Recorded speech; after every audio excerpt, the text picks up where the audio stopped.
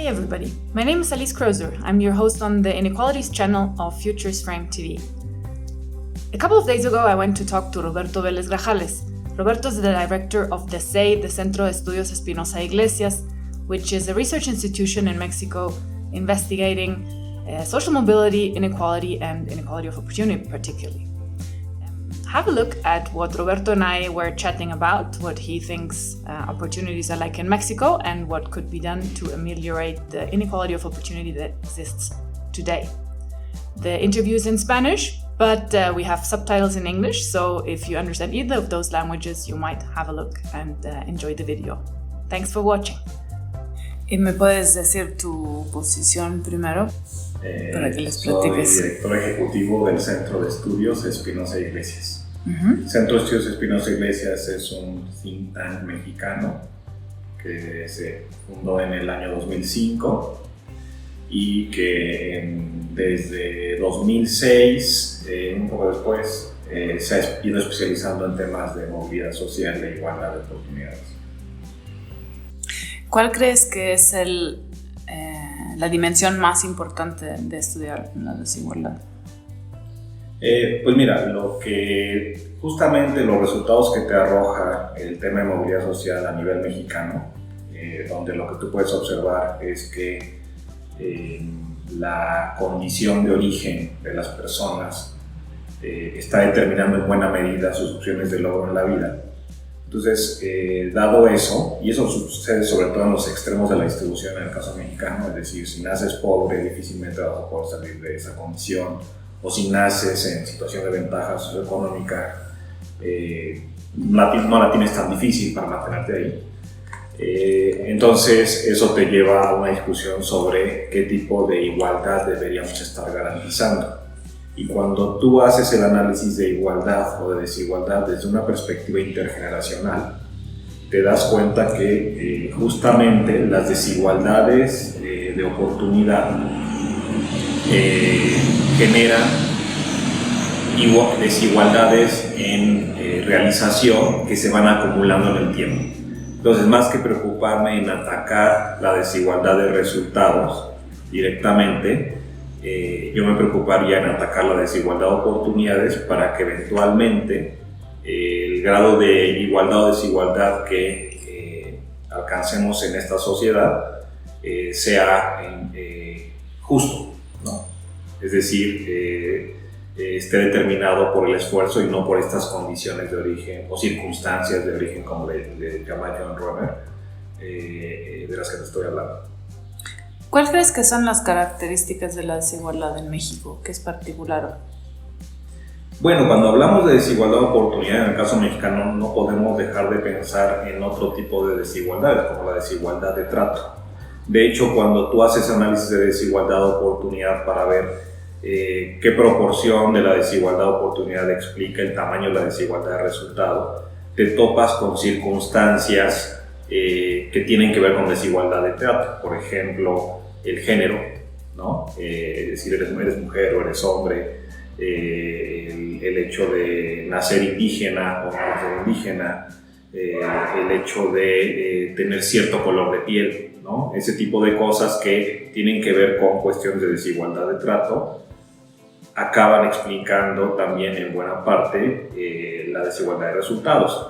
Eso sin olvidar que determinante mayor que identificamos como causa de el tamaño tan importante de la desigualdad de oportunidad como proporción de la desigualdad de resultados está en la riqueza de origen de los hogares. ¿En qué contexto fue la primera vez que investigaste la desigualdad?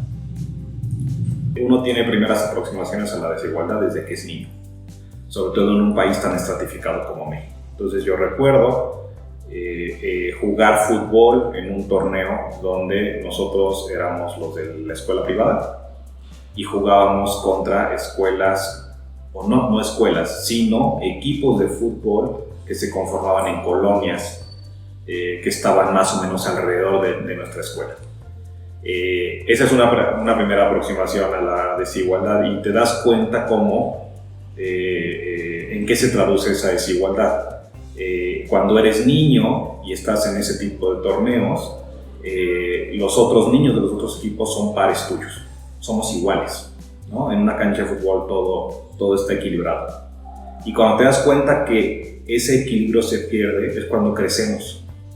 Crecemos y nosotros, los de la escuela privada, llegamos a la universidad, completamos a la universidad y luego hacemos posgrados o nos dedicamos a algún tipo de actividad profesional en el mercado formal. Y tú te puedes encontrar nuevamente a esos compañeros de estas colonias que estaban en los otros equipos de fútbol, donde no lograron completar el ciclo educativo, están insertos en el mercado informal. Y una cosa muy característica de la desigualdad, te das cuenta desde niño, es cómo conforme vas creciendo, los del otro equipo de fútbol, los que son de la colonia aledaña a la escuela privada, en términos físicos, crecen menos que tú. Es decir, tú tomas un equipo de fútbol, de ese equipo de fútbol, de la colonia aledaña, sacas el promedio de estatura de ese equipo cuando éramos niños y lo comparas con el nuestro, es más o menos el mismo. Cuando llegamos a la preparatoria, la estatura promedio es completamente distinta. Entonces ahí te das cuenta de lo que significa desigualdad, en este caso desigualdad nutricional, ¿no? Entonces esa es una aproximación a la desigualdad. Otra aproximación a la desigualdad ya más formal pues tiene que ver con tu formación en la carrera de economía, que es mi caso. Yo recuerdo muy bien mis primeras clases sobre coeficiente de Gini, construir los deciles, ¿no? Y darte cuenta que justamente México, cuando lo comparabas con otros países, era un caso fuera de la norma, pero en sentido negativo, ¿no? Es decir, era un país que las veces que representaba el nivel de ingreso de los del decil más alto era algo completamente distinto a lo que tú observabas en países referencia, ¿no? No voy a hablar de Estados Unidos, que es un modelo distinto, pero sí referencia tipo todos los países de Europa del Norte, ¿no? Alemania, Reino Unido, Suecia, ya no digamos Suecia, Noruega, Dinamarca. ¿Por qué decidiste, digamos, dedicarte al estudio de la desigualdad? Porque, así como te decía que el tema de nivel de movilidad social o de desigualdad de oportunidad tiene mucho que ver con circunstancias de origen, también las decisiones de formación de una persona tienen mucho que ver con sus circunstancias de origen, y con eso lo que te quiero decir es que debemos reconocer que no siempre vas a poder desligarte completamente de la condición de origen. Es decir, uno tiene que reconocer que hay condición de origen, hay circunstancias de origen, y en todo caso pensar cómo la política pública puede ayudarnos a emparejar los pisos hacia arriba. En mi caso, mi circunstancia de origen pues tiene que ver con una formación en un hogar de profesores universitarios de la universidad pública, que eran estudiantes de licenciatura cuando sucedió el movimiento del 68 en México. Entonces es una visión muy contestataria con relación al Estado mexicano, y a la vez muy necesitada de que el país se moviera hacia una situación más progresista, es decir, donde estas grandes brechas que existen y que se reflejan en el día a día no fueran tan amplias o tuvieran sentido, ¿no? Es decir, no tienen sentido las brechas existentes en México, y uno lo que busca cuando se forma en una casa así es que cuando salgamos a la calle no encontremos esas grandes diferencias. ¿En qué medida tendrían sentido? En la medida en que, cuando te puse mi ejemplo del equipo de fútbol, en primer lugar, el hecho de haber nacido de un lado o del otro lado de la cuadra no implicara que yo tuviera un potencial de crecimiento físico de 5 o 6 centímetros más que mis vecinos, ¿no? Tan simple como eso. ¿Cuál crees que ha sido tu contribución al estudio del tema? Mi contribución ha sido en términos de gestión, es decir, yo pertenezco a este centro de investigación, o think tank, si le queremos decir así, donde cuando yo llegué ya existía esta necesidad por parte del patronato, en particular de Julio Serrano, de analizar el tema de movilidad social en México. Entonces yo todavía recuerdo mucho a un colega mío que me decía, pues si te dan limones, haz limonada. Y Y para mí fue natural, porque claro, yo tenía este gusto o este interés académico, y no solo académico, sino desde el punto de vista ciudadano, en torno a la desigualdad. Y entonces cuando a ti te dan recursos para hacer un levantamiento nacional de una encuesta de movilidad social intergeneracional, por ejemplo, y te dan recursos para conformar equipos de investigación que analicen los resultados de esa encuesta, y te dan recursos para que esos análisis los reconviertas en diagnóstico de política pública, y a partir de ahí puedas generar propuesta de política pública, pues uno más bien lo que hace es intentar aprovechar de mejor manera esos recursos para que efectivamente la discusión sobre estas desigualdades se coloque en la agenda pública. ¿Y cuáles fueron los resultados principales en términos de movilidad social para el país? Bueno, una cosa muy interesante, digamos, hemos hecho 3 levantamientos nacionales, uno en 2006, uno en 2011, uno en 2017. Una cosa muy interesante es que en los 3 cortes las tasas de movilidad intergeneracional en los extremos de la distribución no han cambiado.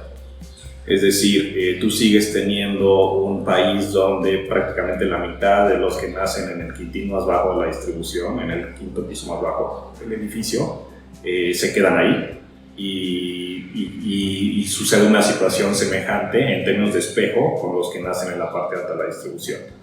Eso es interesante, ¿no? Ahora, en términos de la dinámica, lo que hicimos con las encuestas es que en 2006 es una encuesta con un enfoque más convencional, es decir, tú vas por jefes de hogar, para entrevistar jefes de hogar, y eso en una sociedad como la mexicana y en general en el mundo acaba siendo un análisis sobre hombres, ¿no?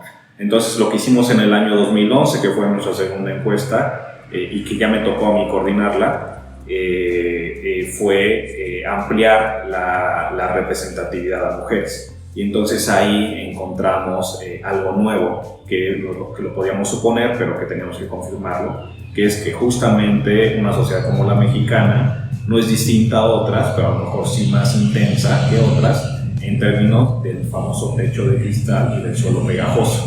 Es decir, las mujeres, independientemente de su condición de origen, tienen menos opciones de logro que los hombres. Y si a eso sumamos el hecho de que de por sí la condición de origen está siendo importante para las opciones de logro de cualquier persona, entonces le tendrías que sumar una segunda barrera, que es la condición de ser mujer. En 2017 tomamos una decisión: o intentas construir un estudio longitudinal para que entonces puedas empezar a hacer análisis no solo intergeneracional entre 2 generaciones, sino entre más generaciones, asumiendo que eso no nos va a dar resultados automáticamente, o lo que finalmente hicimos fue generar representatividad no únicamente nacional con los 2 ejercicios anteriores, sino una representatividad con desagregación, al menos para grandes regiones, 5 grandes regiones. Y en una de esas regiones también está Ciudad de México, y para Ciudad de México en particular también generamos una sobremuestra representativa. Eso ya nos permite entonces empezar a identificar patrones de movilidad diferenciados por región. Es decir, lo importante ahí es ver qué tan heterogéneo es el país en términos de opciones de movilidad social. ¿Y es muy heterogéneo? Los primeros ejercicios estadísticos que hemos hecho, todavía sin contar con esta representatividad, nos dicen que sí. Es decir, cuando tú haces, por ejemplo, en un estudio hicimos una comparación para las 32 entidades federativas, haciendo un ejercicio de imputación sobre una encuesta que sí nos permitía la representatividad desagregada, y ahí encontramos que confirmamos algo que se dice siempre en la literatura, o que no necesariamente se dice, pero sabemos que el fenómeno de la movilidad social ascendente es un fenómeno netamente metropolitano, voy a decir urbano, ¿no? Pero sobre todo metropolitano. Entonces, eso es lo que encuentras, porque tú lo que encuentras es que las entidades más urbanizadas son las que tienen mayores opciones de movilidad, y en términos, digamos, de ubicación en el mapa, también encuentras que el norte está en mucho mejor posición que el noroccidente, pero el noroccidente está en mejor posición que el centro, y como en cualquier análisis de cualquier dimensión de desarrollo social, volvemos a encontrar que el sur-sureste está muy por detrás en términos de oportunidades versus las demás entidades. Este análisis, después en otro ejercicio que hace uno de mis colegas de aquí del CEI, Marcelo Lajara, con Rosita Graña, también colega nuestro de aquí, hacen un análisis para grandes regiones, pero desde el enfoque de la curva de Gran Gatsby, ¿no? Esta correlación entre desigualdad de resultados y movilidad intergeneracional, e identifican que en el caso mexicano tenemos una curva del Gran Gatsby, como al estilo de los estudios de Niles Korak a nivel internacional, y además identifican este patrón esperado, que es una tercera dimensión que le agregas a la curva del Gran Gatsby, que tiene que ver con la relación de movilidad social con crecimiento económico, ¿no? Entonces, no nada más tienes una correlación negativa entre movilidad social y desigualdad de resultados, sino que además tienes una correlación positiva entre crecimiento económico y movilidad social. Es decir, a mayor crecimiento económico, las opciones de movilidad social también se incrementan. ¿Cuáles son las consecuencias de unos resultados así? O sea, la recomendación va a ser que todos se muden al norte y hagan ciudades grandes y que crezcan no mucho. Necesariamente, más bien yo creo que una primera implicación es reconocer que no es que seamos 2 o 3 o 4 países distintos, sino que somos un solo país completamente estratificado, ¿no? Donde hay una segmentación que no hemos podido resolver. Y en ese sentido, la implicación de política pública no es promover que se mueva la gente a los polos de desarrollo necesariamente, sino más bien generar condiciones para que la población tenga capacidad de desarrollo independientemente del lugar donde estén naciendo, ¿no? La migración, tampoco esto significa que tengas que detener la migración per se no puede ser calificada como algo malo.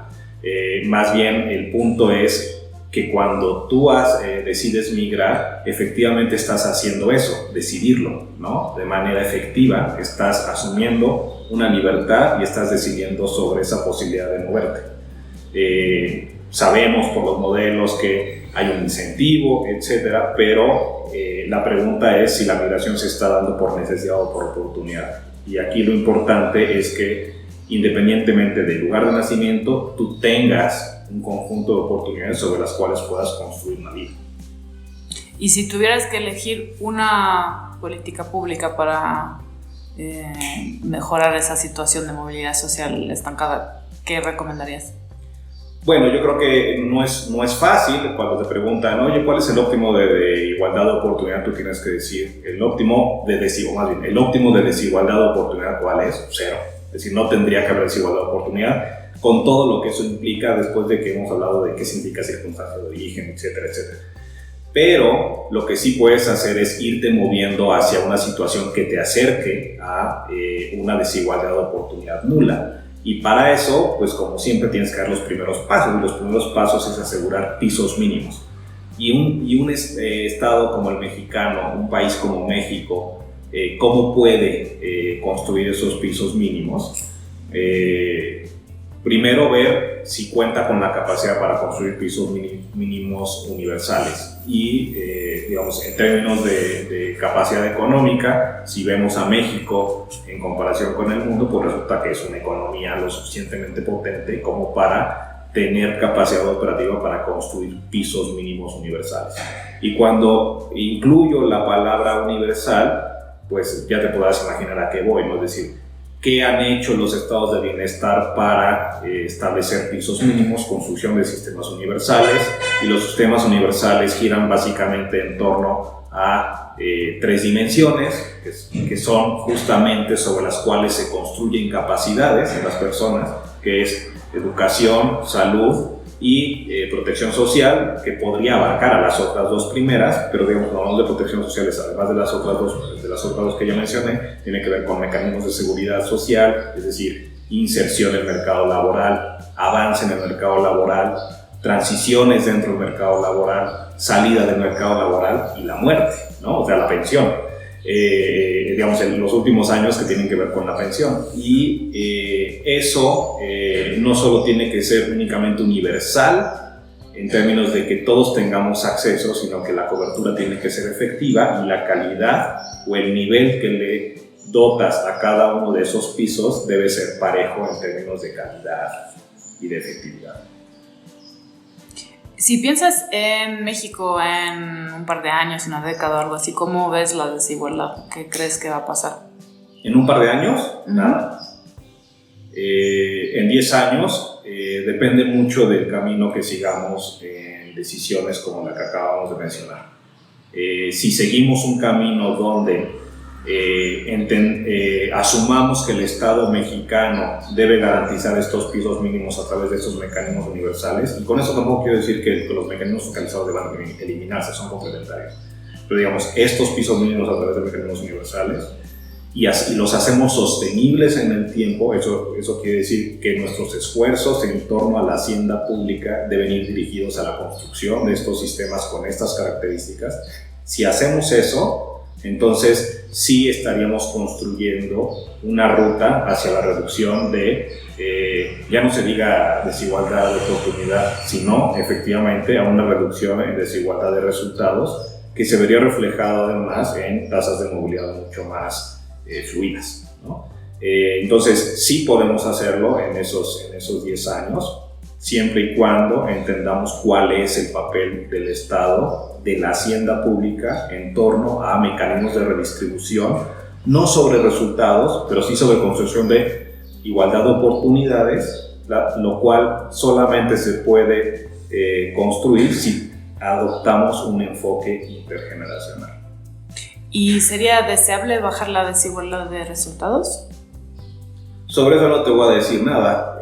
Te voy a decir que es importante bajar la desigualdad de oportunidad, pero para poder bajar la desigualdad, sí te voy a decir a final de cuentas, ¿no? Para poder bajar la desigualdad de oportunidad, tus mecanismos de hacienda pública, de contribución, de aporte de la sociedad a esta hacienda pública, pues tiene que ser progresiva. Ahora, hay una gran preocupación siempre sobre si por el lado del ingreso tributario genera regresividad. Eso yo creo que lo resuelves a través del gasto, es decir, tú puedes tener cierta regresividad sobre tu política de ingreso, pero si efectivamente estás funcionando como hacienda pública, puedes construir una política de gasto a través de estos mecanismos de los que te estoy hablando para voltear esa regresividad y volverla progresiva.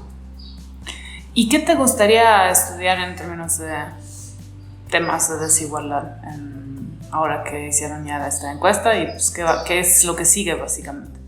Digamos, a mí esta parte regional me gusta mucho, pero la parte de género me gusta más. Es decir, esta historia de mujeres condición, que independientemente de la condición de ventaja o desventaja se encuentran en situaciones más complicadas de avance o de logro de vida que los hombres, llama mucho la atención, sobre todo cuando estás hablando de un país que le ha invertido mucho a educación, más allá de las desigualdades en educación vigentes y de los problemas de movilidad educativa intergeneracional, más allá de eso, en términos absolutos, se ha invertido mucho en educación, y tú cuando comparas a los hombres con las mujeres de México, resulta que tienen más o menos en promedio las mismas capacidades en torno a esta formación, ¿no? Y entonces cuando volteas y ves que las opciones de logro de las personas no son los mismos, te das cuenta que hay mucho por hacer, ¿no? Entonces esa parte a mí me gusta mucho, y me gusta mucho porque es muy claro en términos de mercado laboral cómo operan los mecanismos, y entonces hay que profundizar en el estudio, nunca hay un diagnóstico completo, hay que seguir profundizando, hay que seguir identificando mecanismos, hay que generar diagnóstico, hay que construir propuesta de política pública y después ver si efectivamente las tasas de participación laboral y de logro de vida se equilibran o no, ¿sí?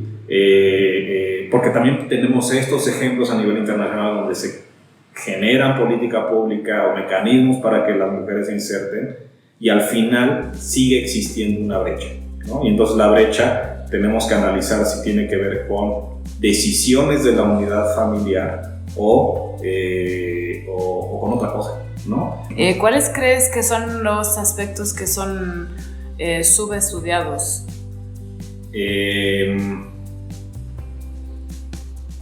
Bueno, es parte de una tradición también de análisis, ¿no? Entonces sí estamos en una transición que yo creo que se está consolidando, es decir, todo el estudio sobre la pobreza, y no por esto quiero decir que no es válido el estudio sobre la pobreza, pero el estudio de la pobreza tiene una tradición mucho más amplia que el estudio sobre la desigualdad.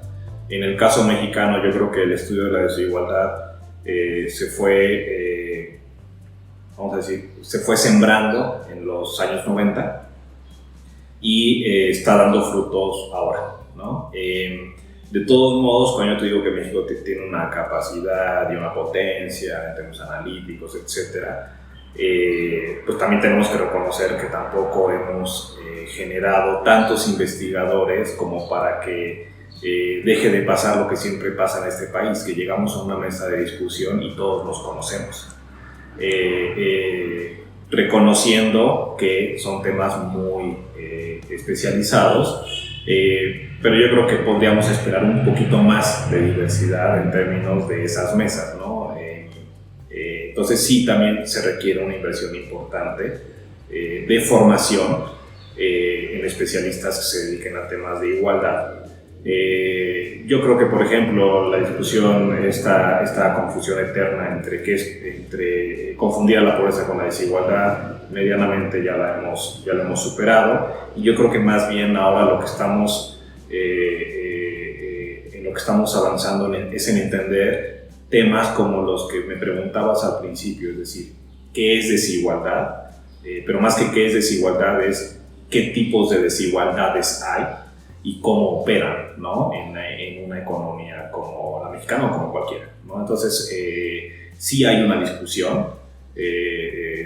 Cuando hablas de igualdad o desigualdad, entonces siempre está la discusión presente sobre lo que es justo, ¿no? Y sí estamos en esa discusión en el caso mexicano, ¿no? De cuál es en qué deberíamos igualar las cosas, ¿no? Y como te dije, en nuestro caso lo que planteamos es igualar las oportunidades, reconociendo que para igualar las oportunidades tienes que establecer mecanismos de redistribución sobre resultados,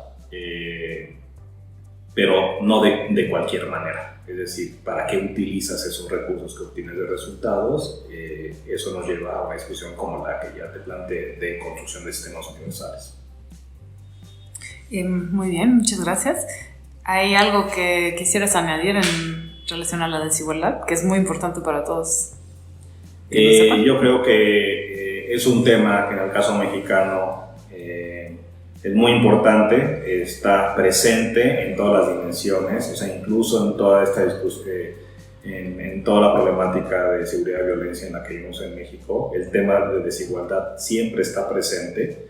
Y bueno, el hecho de tener problemáticas como violencia y seguridad puede hacer que en términos de instrumentos de política pública no resulte prioritario el tema de desigualdad, aunque ahora es más prioritario que lo que era antes, ¿no? Pero bueno, cuando estás hablando de desarrollo tienes que pensar en global, y el tema de desigualdad me parece que está presente en toda la discusión pública, aunque no explícitamente necesariamente. Pues muy bien, muchísimas gracias, Roberto. Gracias. Thank you for watching Futures Frame TV. I'm Alice Crozer, your host on the Inequalities channel, and I hope you'll join us again next time when we talk about inequalities in and around the world. Thank you, have a nice afternoon. Bye-bye.